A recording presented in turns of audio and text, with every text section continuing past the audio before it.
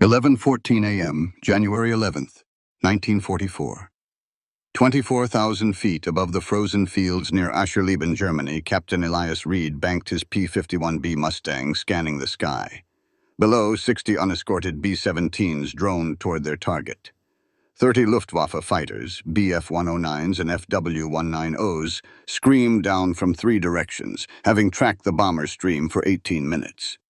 Reed, 33, was a veteran of 86 combat missions with the Flying Tigers in China, but this was only his 5th week flying the controversial P-51B. Many senior officers deemed the long-range escort suicidal, its range unproven, engine reliability uncertain, combat performance untested. Just months earlier, the 8th Air Force had lost 180 bombers in 3 missions beyond the Reich's border. The disastrous raids on Schweinfurt and Regensburg saw up to 60 B-17s shot down in a single day. Black Thursday, October 14, 1943, claimed 600 airmen. Daylight bombing nearly ended until December 5th, when Reed's unit, the 354th Fighter Group, flew the first P-51B escort mission to Paris. Now, over hostile territory 300 miles inside Germany, Reed was alone. His flight had scattered, chasing a decoy attack. Radio silence, no wingman, just one Mustang between 600 men and annihilation. He dove. At 420 miles per hour, Reed's 650 caliber Brownings converged on the nearest FW-190. The German never saw him. The first burst shredded its tail. It spiraled away in smoke. Reed pulled up hard, blacking out momentarily under 7 Gs, then lined up a Bf-109. Glass and metal exploded from its canopy. Inverted, he dropped onto another FW-190. 3 kills in 40 seconds. 27 enemy fighters remained. Inside the B-17 Iron Resolve, ball turret gunner Staff Sergeant Daniel Pike watched in disbelief. He'd flown 19 missions. He'd seen P-47s turn back at the border. P-38s struggle in thin air. But never this. The lone Mustang never stopped, diving, climbing, rolling, always positioning itself between bombers and attackers. His pilot, Lieutenant Carl Mason, radioed for the Mustang's call sign. No reply. The fighter was too busy fighting. Reed had 2,472 rounds total, 412 per gun, and 37 minutes until the bombers reached P-47 range. At minus 42 degrees Fahrenheit, his guns were already freezing. Yet he kept attacking. By 11:17, 3 Bf. 109s charged head-on, closing speed over 700 miles per hour.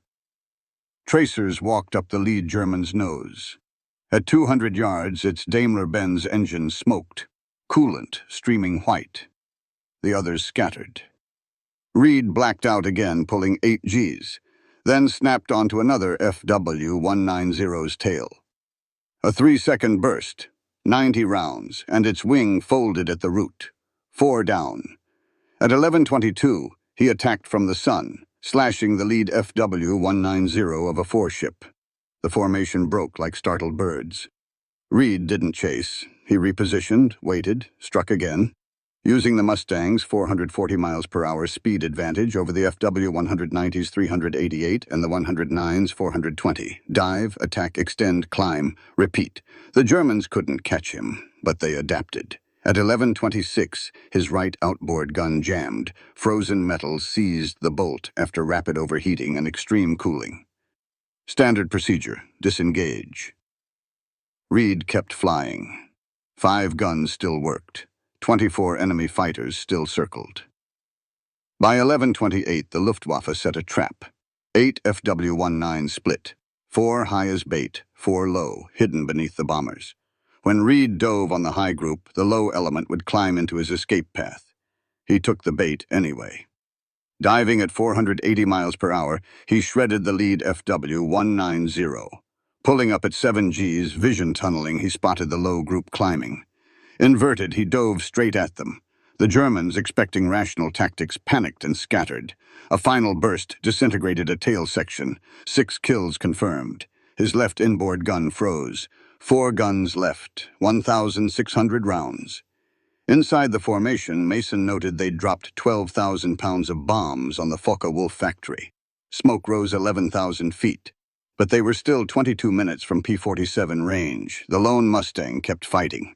Mason counted 9 separate engagements. At 11:33, Reed had only 400 rounds across 4 guns, enough for 4 or 5 more bursts. 22 German fighters regrouped in tight finger 4 formations. No more scattering. They'd learned his patterns. Fuel, 73 gallons, just enough to return if he left now. But the bombers needed 19 more minutes. He climbed to meet the next wave. 22 fighters dove in 3 coordinated groups. Textbook Luftwaffe doctrine. Overwhelm, divide, destroy. Reed hit the first wave head-on, flamed an FW190 with a 1-second burst. 7 kills. He climbed vertically above the second wave, then hammered down on a Bf-109. Its tail sheared off. 8 kills. His right inboard gun seized. 3 guns. 310 rounds. The third wave climbed into the sun. Reed, low on speed and altitude, should have run. Instead, he turned into them. At 100 yards, both pilots kept firing. At 50, the Bf-109's propeller exploded. 9 kills. Tracers now stitched the sky around him. 1 round punched his left stabilizer, another clipped his right aileron. Control turned mushy. He dove into cloud cover, cut throttle, rolled inverted, waited, then popped out above his pursuers. On their tails, he flamed another FU-190, 10 kills. His left wing gun jammed. 2 guns, 160 rounds. In the distance, black dots appeared. P-47s, 12 minutes out. But 19 German fighters reformed, now focused solely on him. His oxygen warning light glowed red. Hypoxia tingled in his fingers, hands numb from minus 44 degrees Fahrenheit cold. His heater had failed 20 minutes earlier. At 11:38, all 19 came in line abreast, a wall of lead half a mile wide. Reed fired his last 90 rounds at 400 yards. A Bf-109 erupted in flame. 11 kills. He dove through the gap. Now, out of ammo, he kept fighting. With empty guns, he dove at a Bf-109, closing to 50 feet. The German broke first. Reed chased him to 18,000 feet, stayed on his tail until the pilot dove away in desperation. No shot fired. Yet one enemy neutralized. Bomber co-pilot James Wilkes watched it all. "He's not shooting anymore," he told Mason. "He's just chasing, and they're scared." The Germans believed more Mustangs hid in the sun. There were none, just Reed. Then the German leader split his force. 8 to hold Reed, 9 to strike the bombers. Reed chose instantly. He turned toward the bombers. At 19,000 feet, he closed on the diving fighters. No gunfire, just presence. One FW-190 pilot looked back, saw the silent Mustang, and broke away. 2 more followed. The high group dove on Reed. Bleeding airspeed, he skidded through their fire, dove to regain speed, and climbed back up as they overshot. Fuel, 28 gallons, 5 minutes at combat power. The P-47s were 4 minutes out. At 11:44, the German leader called off the attack. Too risky. The Thunderbolts were close. 18 fighters turned east for Brunswick, 11 of their number gone. Reed watched them leave, adjusted his fuel mixture, and turned west. His engine coughed but held. P-47s enveloped the bombers. One pilot gave him a thumbs up. Reed nodded, too exhausted to lift his hand. At 11:47, after 33 minutes of continuous combat, it was over. All 60 B-17s headed home. Not one lost. 600 men lived. Reed crossed the English coast with 11 gallons left. He landed at RAF Boxford at 12:51 p.m. After 3 hours, 37 minutes in the cockpit, his legs nearly buckled as he climbed out. With Crew Chief Technical Sergeant Henry Kowalski, he walked around the aircraft. 37 bullet holes. 3 20-millimeter strikes. One missed the fuel tank by 6 inches. "How many'd you get?" Kowalski asked. "Maybe 3 or 4, Reed said. "Hard to tell in the fight." But the bomber crews knew. 18 different aircraft reported the same. One Mustang, one pilot. Over 30 minutes of solo defense. The 401st Bomb Group tracked him down. A week later, they visited Boxford, shaking his hand, some in tears. Gunner Daniel Pike told him, "I counted every pass. You saved my life." Pike later named his first son Elias. The 8th Air Force launched an inquiry. Flight logs confirmed only one P-51, serial 43-6315, piloted by Captain Elias Reed, had stayed with the bombers that long. Gun camera footage showed 11 confirmed kills. 2 days later, General Ira Coker personally interviewed Reed, who insisted he'd just done his job. Coker filed a Medal of Honor recommendation that night. 6 weeks later, on March 6, 1944, Reed received it, the only fighter pilot in the European theater awarded the Medal of Honor during World War II. His actions reshaped doctrine.